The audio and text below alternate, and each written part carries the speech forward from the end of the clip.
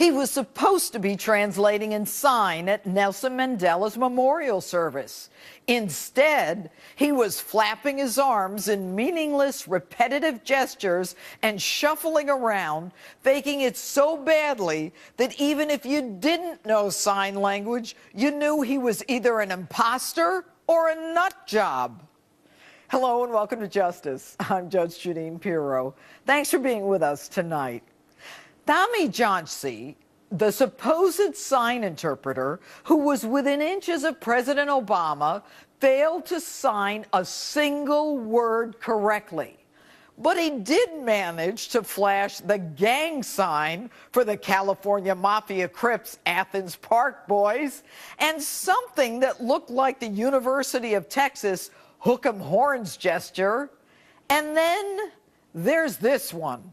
Well, you can figure it out. And get this, he did the same thing last year at a presidential event. The African National Congress, however, never even entertained the complaint.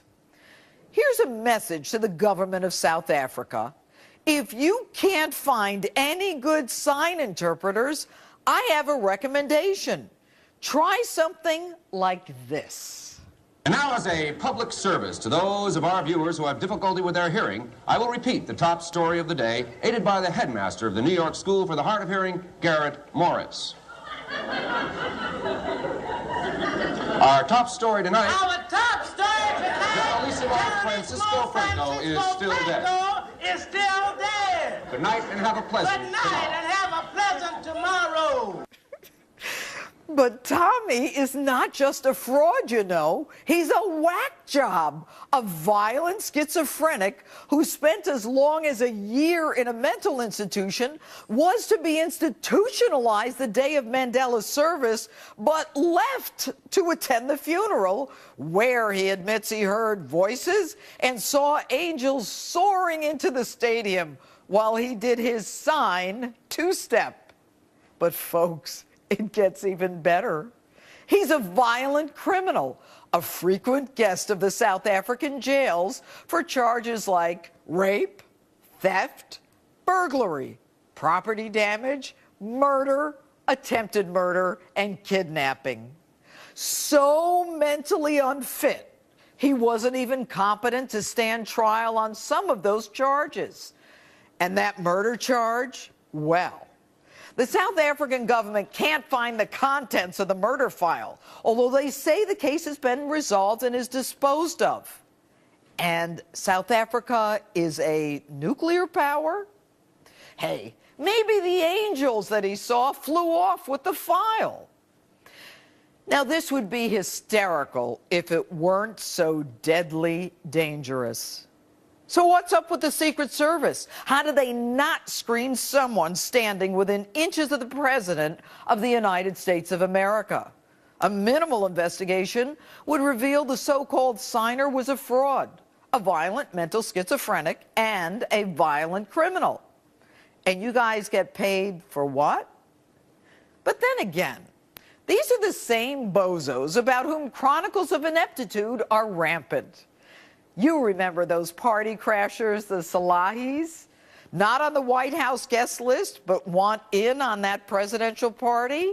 No problem. The Secret Service will let you in even at a time when threats against the president are at an all-time high.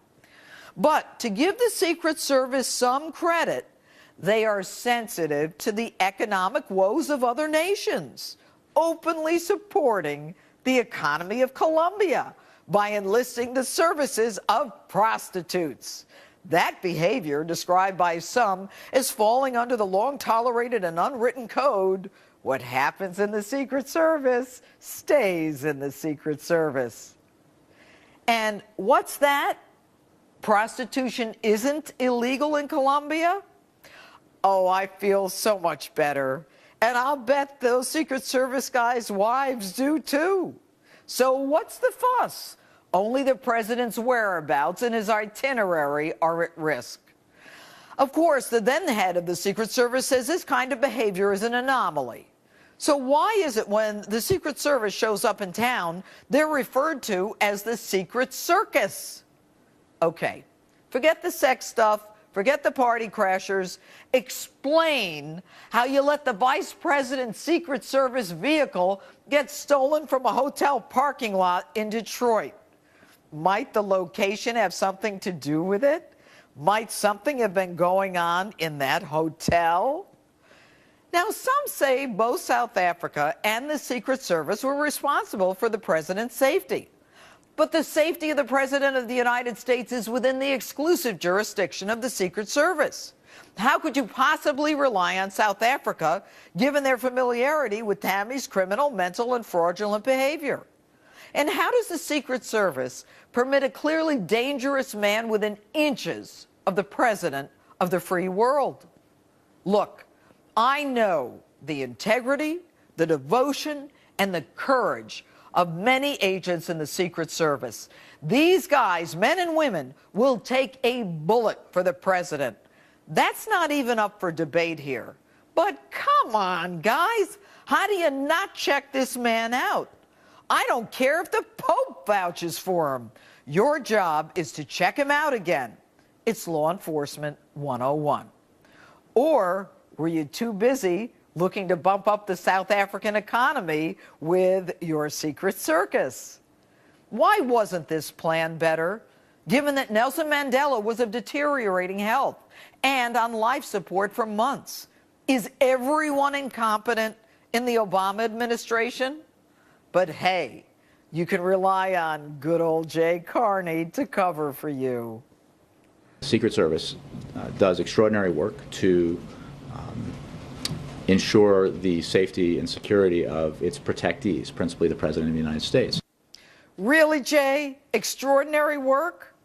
Although, honestly, Jay, I have a better idea. Instead of wasting your breath making believe the Secret Service did a good job in South Africa, I would encourage you to tell the Secret Service to beef up the president's security. Their resources would be better spent making sure that Michelle Obama doesn't kill the president for taking that selfie with that blonde in South Africa at the service. With me, conservative columnist and author of Never Trust a Liberal Over 3, Ann Coulter. All right, Ann, can you believe this stuff? No, I think it's fantastic. It's my favorite story of the week. How incompetent is this administration? They're a little too competent in a lot of things. I wouldn't they were more incompetent, but they got Obamacare through, and that's going to wreck the country. They managed to pull that one off. And what do you think of what's going on with Obamacare now? You know, we've got the Secretary of Health and Human Services, Kathleen Sebelius, who says, you know what, those insurance companies, they should allow people to get their premiums in on December 31st for coverage on January 1st. Does she really believe that an insurance company is going to listen to her when she can't even get it right? Well, unfortunately, I mean, they'll probably have to. These insurance companies, I mean, they are beholden to the Obama administration. So even though it's completely outrageous what the administration is asking, and that is people haven't been able to sign up for their plans because of the web page. So the Obama administration is simply ordering insurance companies to extend coverage to people who have not paid yet. It's a taking under the Constitution. It's pretty shocking. But I mean, other than Obama, the most arrogant human being whose salary you pay, American taxpayer, is Kathleen Sebelius. I mean, remember when this whole thing started with the website and Congress called her for oversight hearings, she announced, I don't work for them. Right, exactly, exactly. And now, of course, she's telling the internet companies that were supposed to set up the website, you don't have to listen to a Congressional Oversight Committee. You're not going to hand over your records. But having said all that with Sebelius, can you think of a reason why the woman should stay? Well, no one ever goes in this administration. I mean, Eric Holder handed over hundreds of guns to Mexican drug cartels, all in order to pump up the left's argument that American guns were being used in Mexican crimes. I mean, it really is that Fast and Furious, as the operation was called, it's the most outrageous scandal, other than the actual passage of Obamacare, I would say, in American history. It would be as if a Republican administration started sending, poisonous abortifacients to abortion clinics in order to pump up our argument that abortion is a bad thing. Oh, it's killing the mothers now, too. They were allowing Mexicans and at least one American to die with these illegal guns being put in the hands of criminal gangs. And did Eric Holder, the man who presided over the Department of Justice who did this, did he get fired? Why, no, Jeanine, he did not. Well, so no, I don't think. And the sad part, Ann, is, and we have to recognize this. This is the 3rd anniversary of the killing of Brian Terry with one of the Fast and Furious weapons. And look, you're a lawyer too. I mean, the whole idea that federal file was sealed, the indictment file, which is a public record, so that people wouldn't get the information they wanted, and the case was quietly resolved. I think it's just typical of how the Obama administration just makes believe things didn't happen when they don't want people talking about it. No, that's right. And I think it's worth mentioning at this juncture, this is like lesson 1,837, that no matter what your politics are, you should always vote for a Republican, because at least with a Republican administration, there is an adversary media to expose these things. I mean, I know right-wingers are beginning to sound like a broken record, saying, can you imagine if Bush did this? That's a very interesting point, Ann, that at least you know there's going to be a back and forth. Ann, very quickly, I got 30 seconds. What's next for Obamacare? Well, we have to repeal it. I mean, it's not going to fall of its own accord. I think that's an important point, because you keep hearing people say, oh, don't get in the way, it's collapsing. It can't collapse on its own. The government has wrecked a lot of things. The government has wrecked public education, and yet we still have it with us. Again, another reason you must vote Republican, because the only way it's going to get repealed is if Republicans take the Senate, and hopefully in 3.5 years also the presidency. See what happens. Ann Coulter, thanks for being with us. Thank you.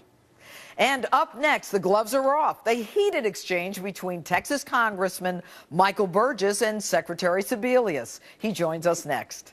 And vote in tonight's Instapoll. Can you think of a reason why Health and Human Services Secretary Sebelius should stay? Facebook or tweet me at Judge Jeanine.